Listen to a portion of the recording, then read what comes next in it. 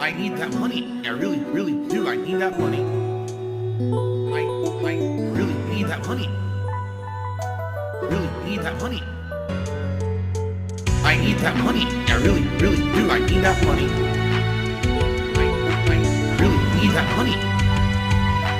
Really need that money. Really, that money. That money.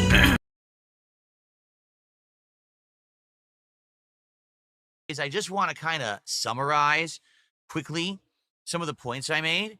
And now that I've slept on it, I think that maybe my opinions have changed a little bit. And to give you a little preview here, I just want to know what happened to Nintendo. Really? Like, I can think back to a time when, at any given moment, Nintendo would come out with one of their first party titles, and it would be jaw dropping. Oh my goodness. The graphics, the gameplay, riveting stuff, original concepts, things that would be like first time experiences that would knock your socks right off, and you'd be like, wow, this is a memorable moment. Now, not every game on a Nintendo console was like that. A lot of times, it's a lot of third-party shovelware that really is what's shoved out. But whenever it was a first-party game, you kind of knew that's the studio that I could rely on to, I'm going to go spend my hard-earned money, and I'm going to get a very unique experience. Now, it wouldn't always be the most lengthy experience, okay, to be honest. A lot of these first-party Nintendo games end up being around 10 to 20 hours long, and then you're done. But at least you would feel like you're getting bang for your buck. The time you're spending in the game is worthwhile and meaningful. But now we got 2 games for the Switch 2 so far, and I hate to say it, we have 2 completely different experiences that, for me, at this point, are pretty disappointing. I don't want to say that. You know, it was a hard time getting my Switch 2. It really was. Like, it was a pain in the ass to get it. But when I look at the 2 games available for it, we got one game that literally was done in 3 hours. Okay? Or we got a game that seems like it has an insane amount of content, but it's so samey and repetitive, you get bored in 3 hours. So what's worse? The game that has no content or the game that's boring? Wait a minute. What are we talking about? We're supposed to talk about Nintendo. First-party consoles, first-party games for an exclusive console. That's literally, we never would be having this conversation. And even as much as last console gen, when you look at Super Mario Odyssey or Legend of Zelda Breath of the Wild, I can't even say that the statements I'm making right now wouldn't even apply to that. But they certainly apply to the Switch 2. So we're going to have this discussion this morning. And again, I really want to have your actual opinions on this. All right.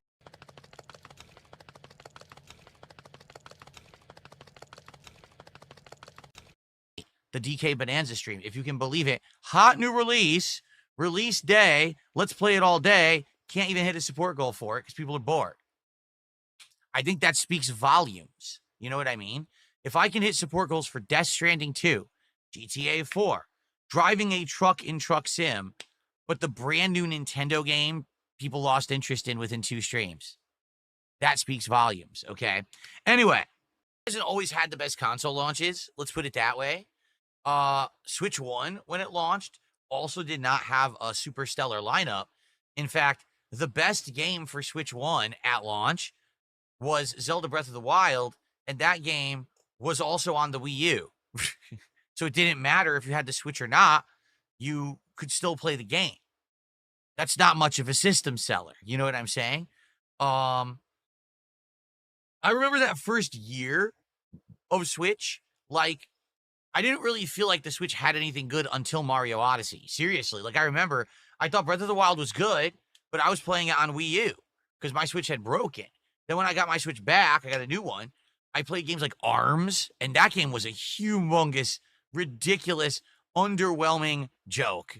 The game was just not good. It didn't have enough content. The online play was not, it was just stupid. The game was bad. It was supposed to be a competitive game, and it wasn't. It was a pretty broken game that didn't really have much substance to it.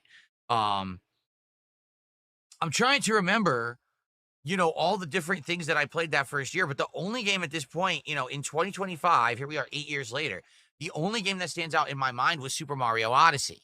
And that was like the flagship title. You know what I'm saying? It was the one that I loved absolutely every moment of it. I kept playing it, and every stream of it, I wanted to play more and more. I remember though, notably, when I was playing it, I was loving it, and the audience was not.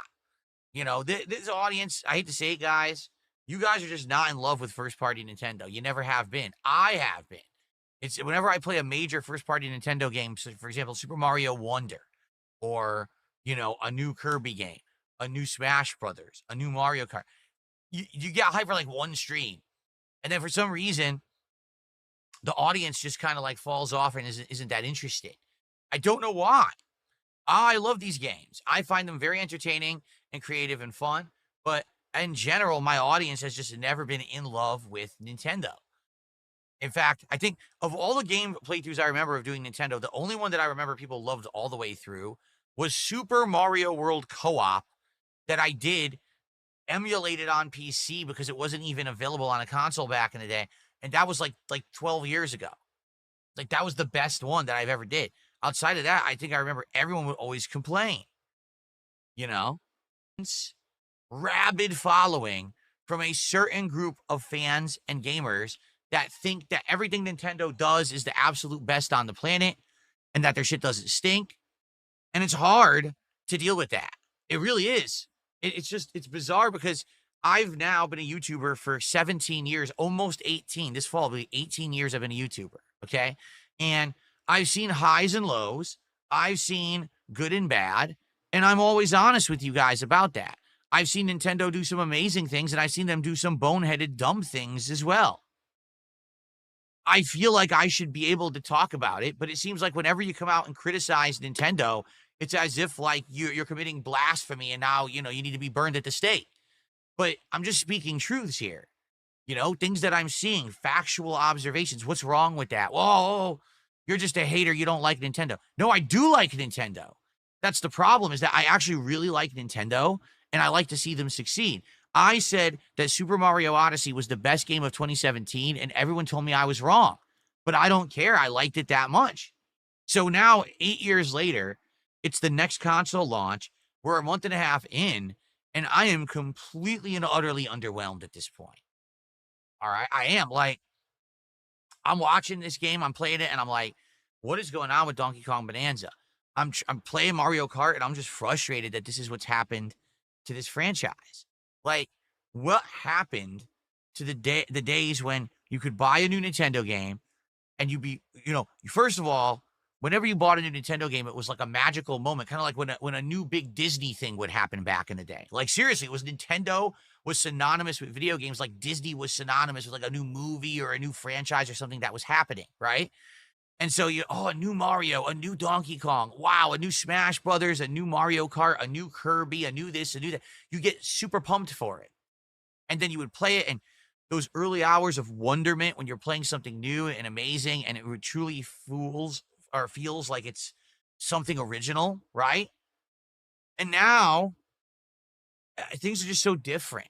Even today, in 2025, you can't even trust Nintendo to come out with an amazing first-party experience because we now have two of them, and in my opinion, they're both pretty underwhelming, all right? With Mario Kart World, the graphics are outstanding and the controls are fine, and it's nostalgia bait with the music and the track design. But you are literally done with the game in 3 hours. There's nothing else to do. And they charged $80 for it as if saying this is the biggest, best Mario Kart ever. And it actually is one of the most underwhelming. The online play is abysmally bad, with people literally just sitting around using overpowered items to win. There's no skill to the driving that people use. It's just item use. And the open world is a complete waste of everybody's time. There's nothing to it.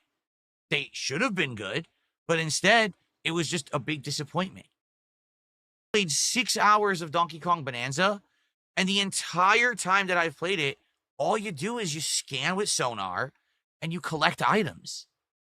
That's the whole game. Now, yes, there's platforming in there. There's been one major boss fight. Yeah, there's a little bit of variation here and there, but for the most part, the entire game feels the same. Will that change further into the game? I don't know. I played it one day. This is my feelings after 6 hours of gameplay. But I don't want to play a game where you do the same thing for 20 hours. I want to play a game where there's innovation, where there's things that look and feel different. That's exactly what happened with Super Mario Odyssey. Every time you went into a new world, your jaw dropped. Oh, we're in a jungle, and look at this cool, innovative thing. Look at these creatures that are camouflaged. Look at this platforming element that wasn't in the last stage. Oh, now we're in New Donk City. This is amazing. Now you can ride vehicles, you can climb buildings, you can do platforming challenges that are throwbacks to original Donkey Kong, and you can do this and that. Oh, now we're in a stage that's a giant castle, and it's a huge homage like Dark Souls games with a giant gothic dragon and stuff like that. And you keep playing, there's so much more going on, right?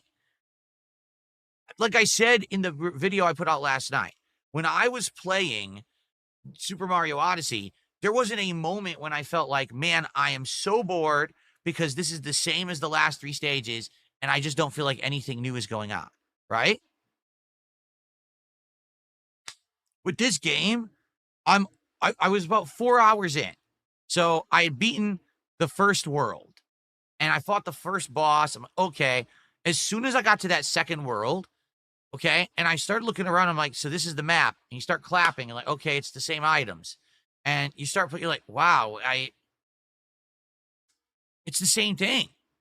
It doesn't even feel like you're on a new level. It just feels like you're doing more of the same level again. That's not good. That's really bad. That's means that they have a concept, and the concept works, except only in limited portions. And that's the problem. If you have a game you can only handle a few hours at a time before you start to get bored, then there's a problem with the game. And that's what happened yesterday to me with Donkey Kong Bonanza. When we first started playing at the beginning of the day, we were all blown away. But once we got to World 2, all of a sudden that wonderment, right? That awe moment, it kind of went away. Like, oh, it's the same again. It's nothing new here, right? 2 games and a bunch of ports. The ports no one seems to care about, and no one is buying. Everyone's done with Mario Kart World because it's an insanely underwhelming game with almost no content. And now Donkey Kong Bonanza is a game that you're bored of after 3 hours. What the hell happened to Nintendo? Really? What has happened to Nintendo? Is there someone new over there in charge? Is Miyamoto just getting too old? Maybe. Because you got to understand, Nintendo, a lot of the people who are still over there running stuff have been doing it for like 30, 40 years. And maybe at some point you have to realize you have to move on to the next thing and have the next generation take on the mantle and the reins. Because at this point, I'm playing and I'm just like, I don't even get it anymore. It doesn't even feel like a Nintendo game anymore. It feels like they kind of know what a Nintendo game should be, and they're trying to emulate that, but then they flounder, they stumble, they trip on their own shoelaces, and then the game has shortcomings and problems. Like Mario Kart World, when you sell me on there's an open world, holy shit, there's an open world in Mario Kart where you could drive around and do stuff. Cool. So the open world should be, as you drive around, you earn unlockables, like new characters, new vehicles, customizables, and all this, right? No, the open world's completely worthless. It has no value. You get stickers you never use or see. Isn't that just like a design management decision that someone in charge says, hey, no, do this with the open world to make it worthwhile so people feel like their money's worth? How did someone who was in charge of that project not realize that that was a mistake and just have a worthless open world? With Donkey Kong Bonanza, right? Every world should be unique. Every time that you go to the new layer, you should feel like you're entering an entire new environment, new things, new elements, things like that, right? No, instead, you go there, it feels like exactly the same as the last one, exactly the same as the last one. I'm in World 2 now. Technically, I'm in the second half of World 2, the industrial part. The gameplay elements are identical to the beginning of the game from when I started in the tutorial room. Here's what happened versus what would have happened. What happened was Nintendo only had Mario Kart World at launch, so everyone bought it. Now everyone's bored of Mario Kart World, so now you have to buy Bonanza or you have nothing to do with your $450 console that you just bought. So everyone's going to buy Bonanza whether they like it or not. and they're going to play Bananza. Okay?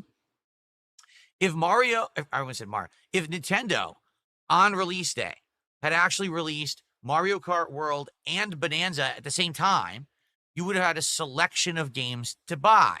And what would have happened is people might have chosen one or the other, depending on if you want a more multiplayer party game or if you want more of a single player platforming experience. And actually, the games would have sold less. So it would have been a better experience for the consumer, but it would have cost Nintendo some money. So Nintendo said, we don't care about that. We're going to create artificial scarcity so everyone will buy both games. And that's exactly what they've done. Now, if that's the case, because now we see how their business practices are, right? Then I would even go the next step further to argue that I think Nintendo now is purposefully putting out subpar games. I'm serious. I think this is an actual design choice.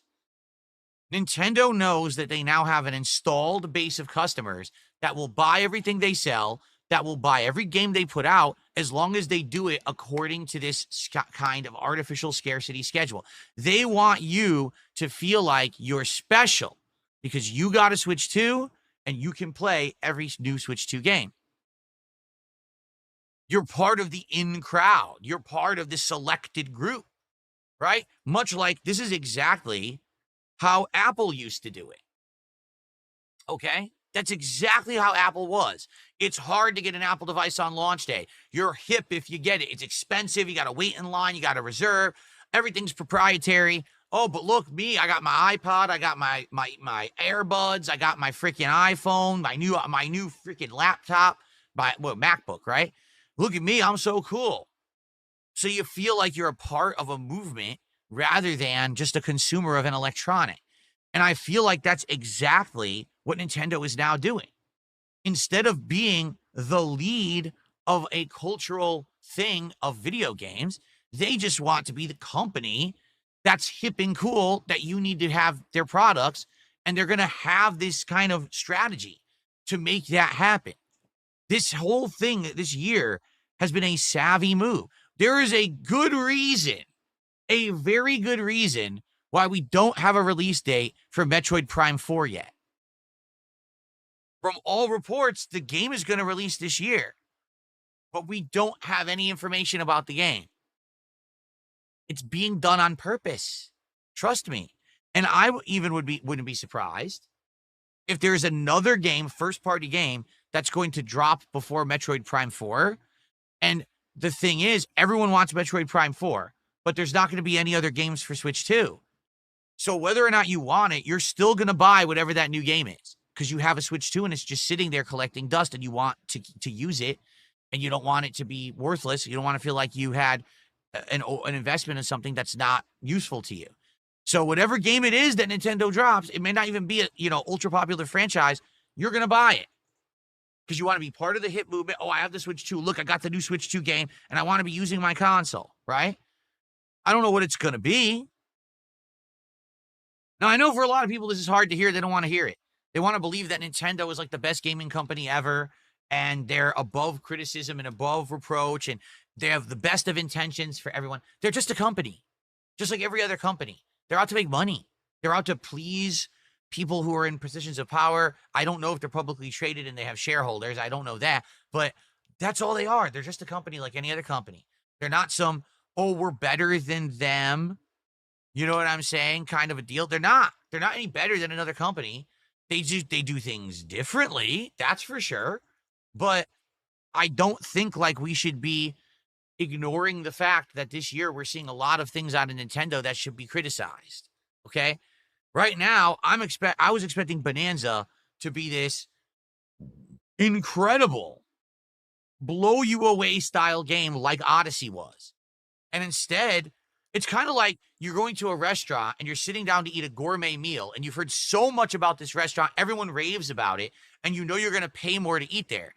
And you sit down and you get your food, you start to eat like, it's not bad, but it's not great. What is everyone raving about this restaurant? But now you're part of the people who've been to that restaurant. See? Oh, well, I went to that really hard to get into restaurant and I paid a lot of money to eat there. So you act like it's a big deal even if it's not. That's kind of how I feel right now about DK Bananza. So